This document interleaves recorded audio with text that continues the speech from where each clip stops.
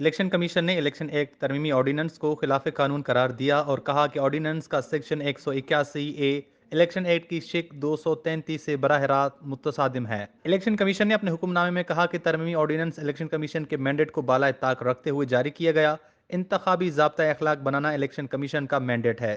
Election commission نے کہا کہ موجودہ آرڈیننس کا سیکشن 181 اے الیکشن ایکٹ کی شق 233 سے براہ راست متصادم ہے۔ یہ سیکشن شفافیت اور تمام امیدواروں کو یکساں مواقع دینے کے برخلاف ہے۔ الیکشن کمیشن نے ضابطہ اخلاق جاری کیا ہے جس کے مطابق وزیر اعظم، وزرائے اعلیٰ، گورنرز کے انتخابی مہم چلانے پر پابندی برقرار ہے۔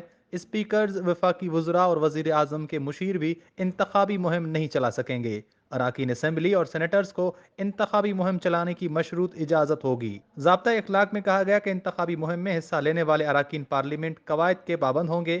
منتخب بلدیاتی نمائندے بھی قواعد کے تحت انتخابی مہم میں حصہ لے سکیں گے۔